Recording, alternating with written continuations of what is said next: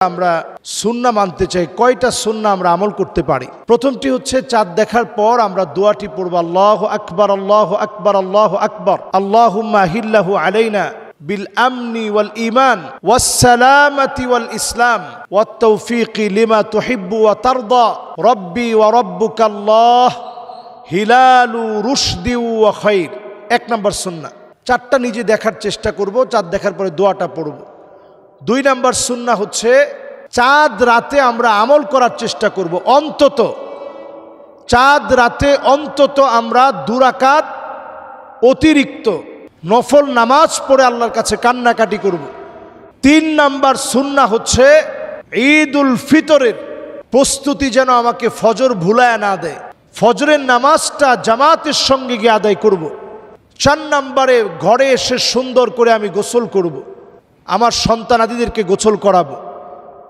5 নম্বরে লুবসু আহসানি সিয়াব, সবচেয়ে সুন্দর জামাটা আমি পরিধান করব। এই সুন্দর জামা পরিধান করার সময় আমরা একটা দোয়া পড়ব, আলহামদুলিল্লাহিল্লাযী কাসানি হাযা সাওবা ওয়া রাযাকানিহি মিন গায়রি হাওলিন মিন্নি ওয়ালা কুওয়াহ। এই দোয়াটা আমরা পড়ি। এই দোয়াটা যদি আমরা মুখস্থ করে নেই অথবা বাংলায়ও বলি যে আল্লাহ আপনি আমাকে পড়িয়েছেন, আমার কোনো ক্ষমতা নাই, কোনো তৌফিক নাই, আল্লাহ আপনি আমাকে পড়ার সুযোগ দিয়েছেন, যদি দোয়াটা পড়তে পারি আল্লাহ তাআলা বলবেন যাও ফেরেশতারা সাক্ষী থাকো, আমার এই গোলামের গুনাহ খাতা আমি মাফ করে দিলাম। সুবহানাল্লাহ বিহামদি।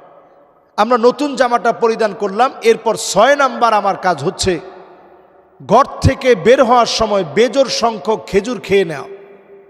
1টা হতে পারে, 3টা হতে পারে, 5টা হতে পারে, সাধ্য অনুযায়ী বেজোর সংখ্যক খেজুর গ্রহণ করে নেব। 7 নম্বরে আমরা যখন বের হচ্ছি তখন আমরা তাকবীর দিতে দিতে বের হব, আল্লাহু আকবার আল্লাহু আকবার লা ইলাহা ইল্লাল্লাহু আল্লাহু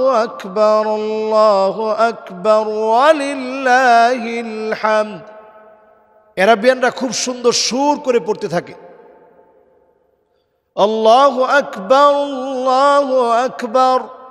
লা ইলাহা ইল্লাল্লাহু আল্লাহু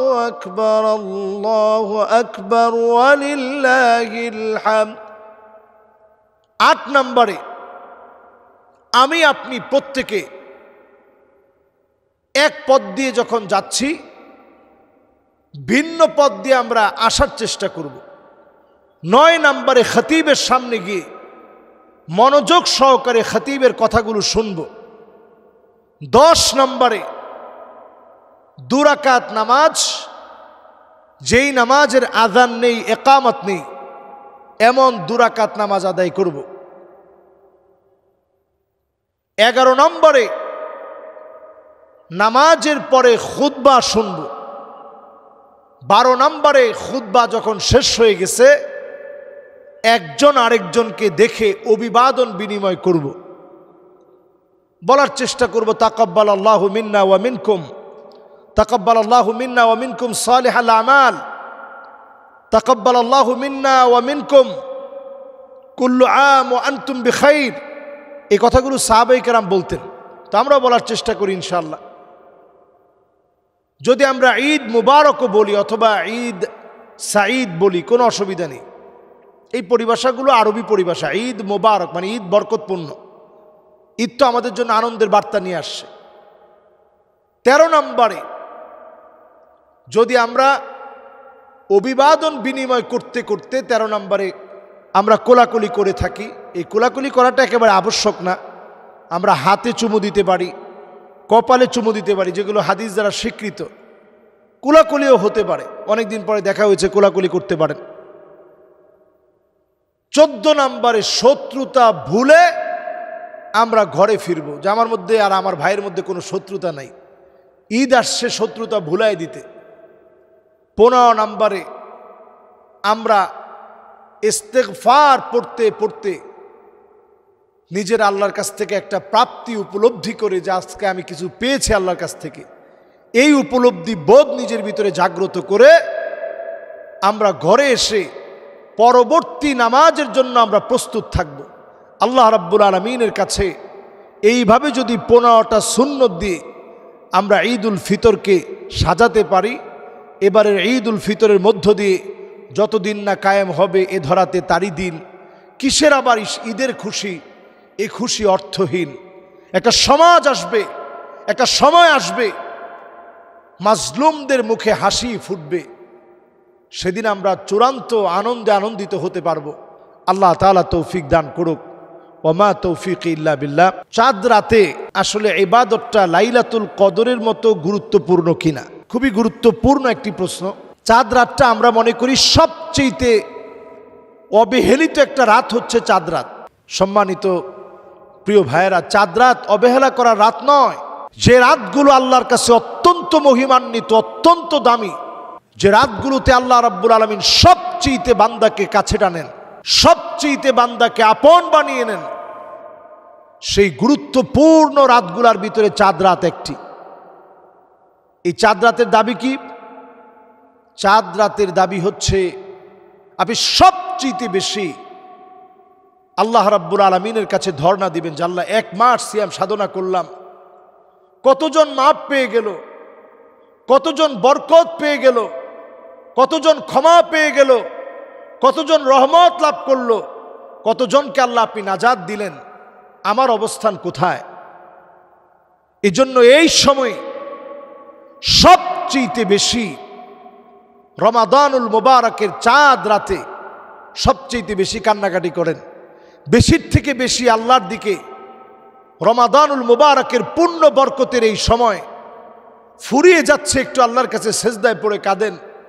হযরত ওমর রাদিয়াল্লাহু তাআলা আনহু এই সময় কাঁদতেন, কোথাও ওনাকে খুঁজে পাওয়া যেত না, উনি এত পরিমাণ কান্নাকাটি করতেন।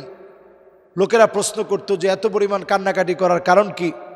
তিনি বলতেন, তোমাদের গুনাহ হয়তো মাফ হয়ে গেছে, আমি ওমর তো জানি না যে আমার গুনাহ মাফ হলো কিনা। এই জন্য তিনি কাঁদতেন। এই সময়টারে কাজে লাগানোর চেষ্টা করেন। যতজন ব্যক্তি চাঁদ রাতে নিজের অন্তরটাকে আল্লাহর জন্য জীবিত রাখবে, রাত জেগে কান্নাকাটি করবে, আতশবাজি ফোটাবে না, লাল পানি, নীল পানি, বিভিন্ন রকমের ড্রাগ এডিক্টেড, নানা রকমের গুনার সয়লাভ হয়ে যাওয়া, এই সংস্কৃতিকে ভেঙে চুরমার করে দেওয়া, রমাদানের ট্রেনিংকে যারা ভুলে যায় নাই, একটা মুহূর্তের ভিতরে আপনি পাল্টায় গেলেন।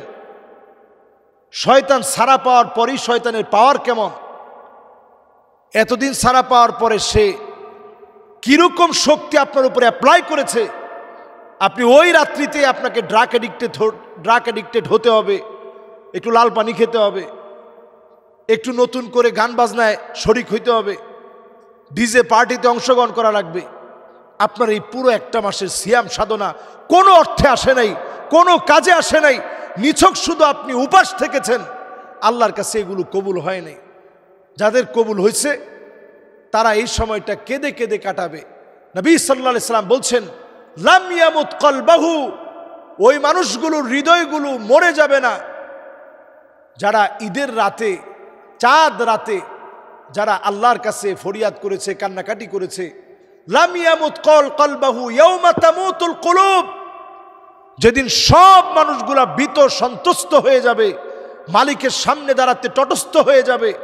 আল্লাহ যেদিন বলবেন ইকরা কিতাবাক, তুমি তোমার নিজের আমলনামা পড়ো, যেদিন মানুষের কোনো উপায় থাকবে না, সেই কঠিন মুসিবতের সময়ে যারা চাঁদ রাতকে আমল করে কাটিয়েছে আল্লাহ তাআলা তাদেরকে মাফ করে দিবে। সুবহানাল্লাহ বিহামদি। তাহলে বলতে পারি আমরা, লাইলাতুল কদরের রাতের যেমন একটা দাম আছে, গুরুত্ব আছে, লাইলাতুন নিসফি মিন শাবানের রাতের যেমন গুরুত্ব আছে, ইয়াউমে আরাফাটা যেমন আল্লাহর কাছে দামি একটা দিন, ঠিক তেমনি চাঁদ রাতও আল্লাহর কাছে অত্যন্ত মহিমান্বিত একটা রাত। এই রাত শয়তান সবাইকে জাগতে দেয় না, কিন্তু আল্লাহর অসংখ্য গোলাম এ রাত জেগে জেগে কান্নাকাটি করে। এই জন্য বাসায় অন্তত দুরাকাত করে নামাজ পড়ে আল্লাহর কাছে কান্নাকাটি করে আমরা সময়টা পার করি। আল্লাহ আমাদেরকে তৌফিক দান করুক। তাই বলে এটাকে কোনোভাবেই কদরের রাতের সমান মনে করা যাবে না। এটা গুরুত্বপূর্ণ রাত, কান্নাকাটি করব আল্লাহর কাছে, শেষ একটু ধর্ণা দিব, আরেকটা রমাদান যেন পাই, ফরিয়াত আল্লাহর কাছে করবো যে আল্লাহ এই তো শেষ, জীবনে যদি হায়াত আর না থাকে আল্লাহ জীবনে রমাদান পাওয়া যাবে না, এই জন্য একটু ধর্ণা দিব। কিন্তু এটা মনে করব না যে এটা লাইলাতুল কদরের মতো। তবে এই রজনী তো আল্লাহ অসংখ্য গোলামদেরকে মাফ করবে, আল্লাহ যেন তাদের কাতারে আমাদেরকে শামিল করে দেয়, আমিন।